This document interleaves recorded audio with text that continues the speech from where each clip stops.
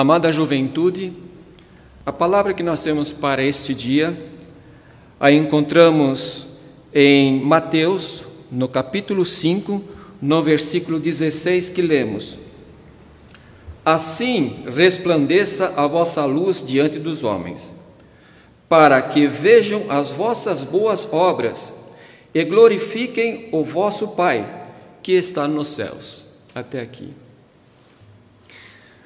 Amada juventude, sejam todos bem-vindos para essa hora de benção.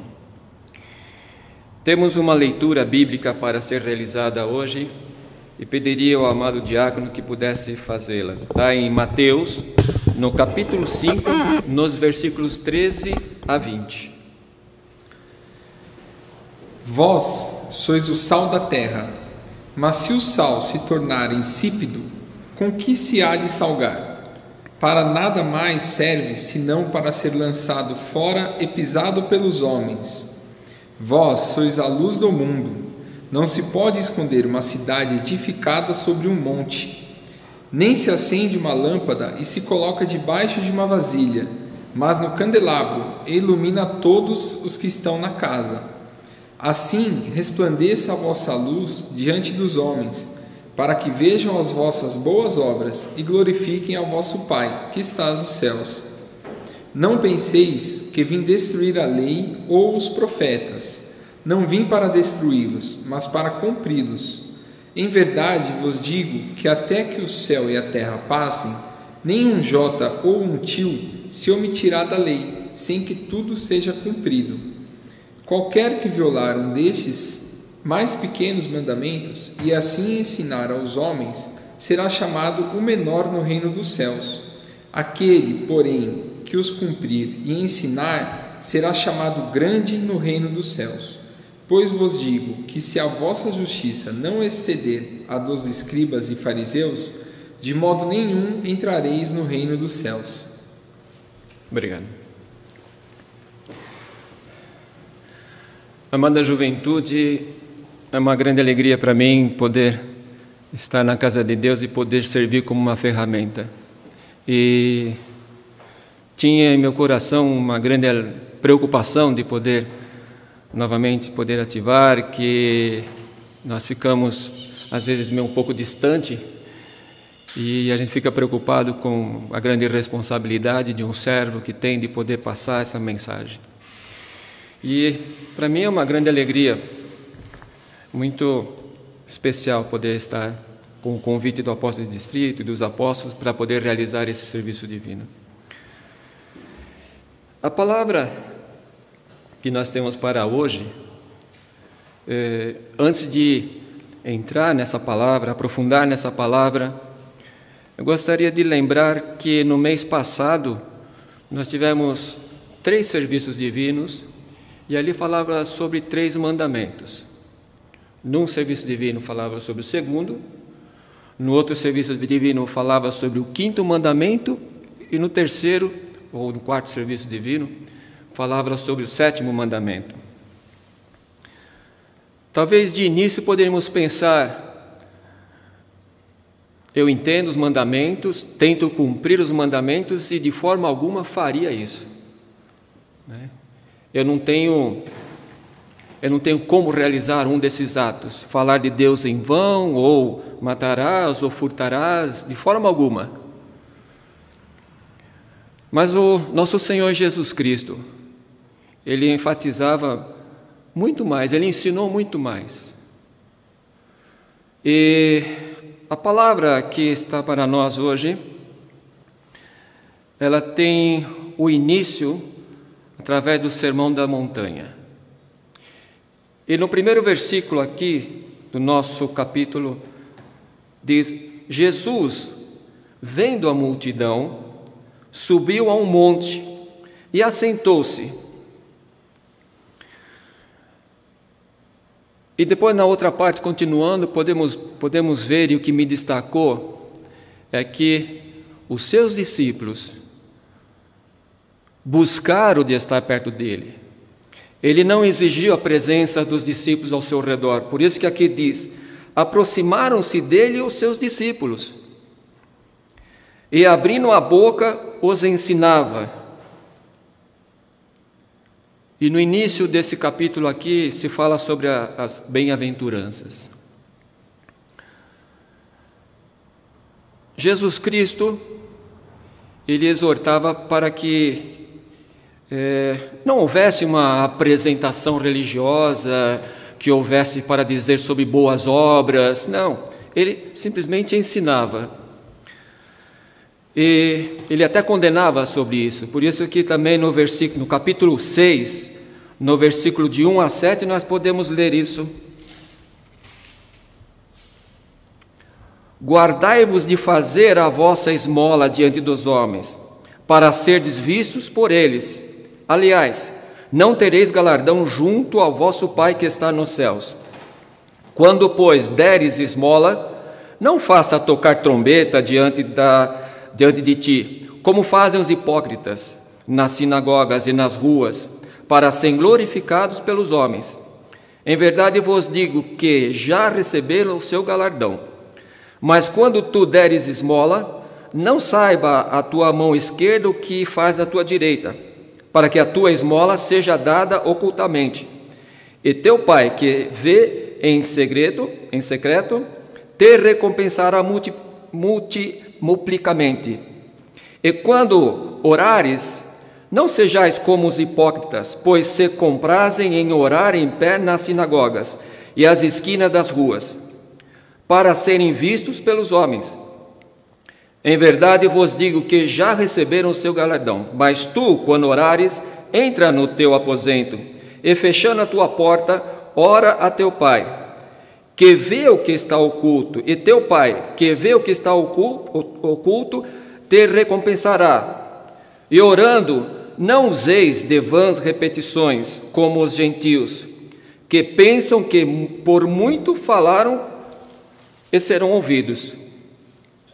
Então, nosso Senhor Jesus Cristo já colocava uma posição que não era do agrado dele. Porém, amados, quando nós pensamos nos mandamentos, e claro que nós temos que lutar para cumpri-los, isso é algo bem pessoal de cada cristão, e temos que lutar para isso. Agora, naquilo que Jesus Cristo ensinava, ele se importava nos nossos esforços em segui-lo. Não simplesmente fazer uma caminhada, falar de Jesus Cristo, mas ser genuínos, sermos autênticos. E para isso, amados irmãos, para ser genuínos e autênticos, isso tem que vir do nosso interior. Não pode ser algo exterior ou com uma plaquinha, você faz uma propaganda de alguma coisa, não. E quando se fala do interior, é do nosso coração. A seguir, amados, o Senhor, nessa parte desse capítulo, nos dá indicações concretas de como nós queremos ouvir, aprender e fazer brilhar, conforme a palavra de hoje. Assim resplandeça a vossa luz diante dos homens. Por isso que eu queria lembrar sobre os mandamentos e quero lembrar, enfatizar também aquilo que é colocado para todos nós hoje. E não é somente para a juventude, amados, é para todo o seu povo. Para que possa brilhar, que possamos testemunhar, que possamos ser um exemplo, porque nós somos discípulos do Senhor. E um discípulo segue, não simplesmente para fazer uma propaganda externa, como eu também falava, tem que partir dentro de nós, do nosso coração. E nos faz pensar muito, porque nos faz analisar o nosso comportamento com as demais pessoas, com o nosso próximo. Como está o nosso pensamento e as nossas palavras com o nosso próximo? O que nós manifestamos? E quando pensava nesse ponto, eu pensava que muitas pessoas, quando fala alguma coisa e entristece alguém, é fácil dizer, mas eu estava brincando, não leve a sério. Os pensamentos, muitas vezes, nós não podemos controlar. Muitas vezes vem em nós, em nosso interior e, mas nós sabemos o que é correto, o que não é correto diante de um filho de Deus. Como um exemplo que já era manifestado, os pássaros nós não podemos impedir que voem sobre as nossas cabeças, mas com certeza podemos impedir que façam ninho. Então queremos medir os nossos pensamentos e aquilo que nós vamos falar, se corresponde ou não à vontade de nosso Pai Celestial, porque Jesus Cristo, como Ele se assentou e os discípulos foram em busca dele, nós também vamos em busca da palavra. Não podemos estar diante do altar reunidos e oramos para que isso logo mais possa retomar novamente esse caminho maravilhoso de estarmos e viver a comunhão com os irmãos e viver a comunhão com a Santa Ceia. Mas enquanto isso não acontece, amados irmãos, queremos também ter a paciência e o cuidado com o que nós pensamos, porque o alimento continua chegando em nossos lares, em nossos corações, da mesma forma que agora. E agradecemos ao trabalho de todos os servos e irmãos que estão colaborando com essas transmissões. Também, amados irmãos, queremos nos preocupar: como é que eu olho o meu próximo? O que eu enxergo? Qual é a minha opinião de alguém que eu não conheço?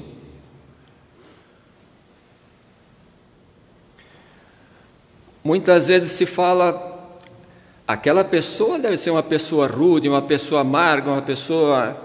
Queremos tomar cuidado, amados irmãos, que a palavra que nos diz para hoje nos questiona dizer: você fala negativamente dos outros?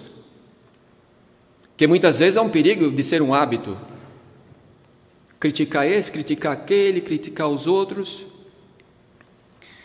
Me coloco superior então a eles?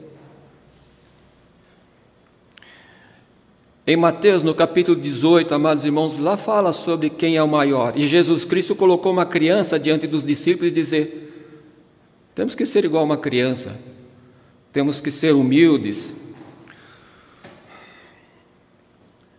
E quando eu me deparo com uma situação, com um conflito,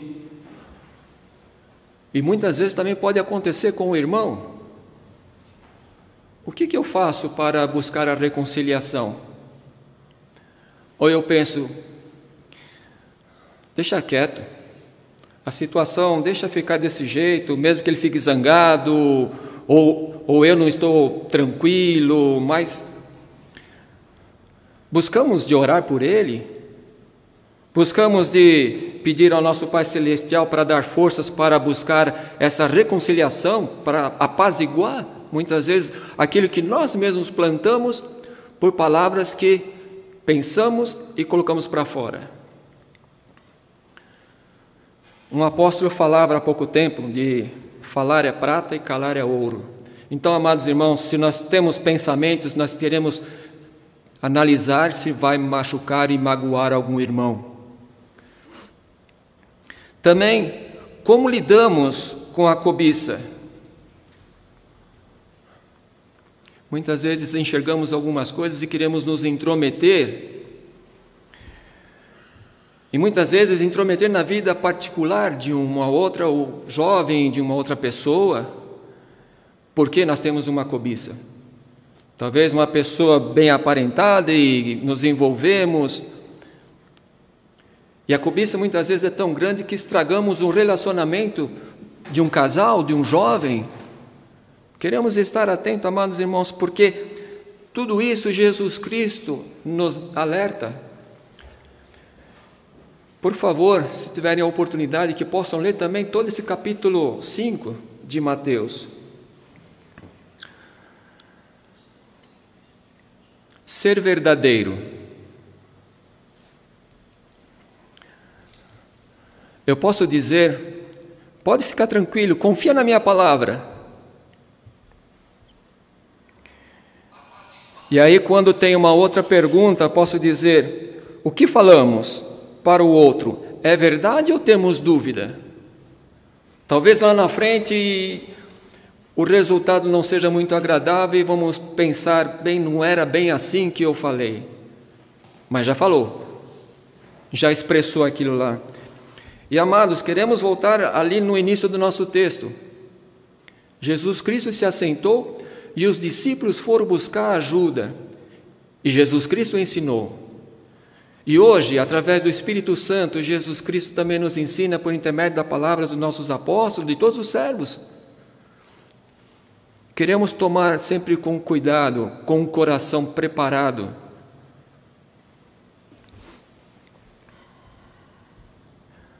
O que fazemos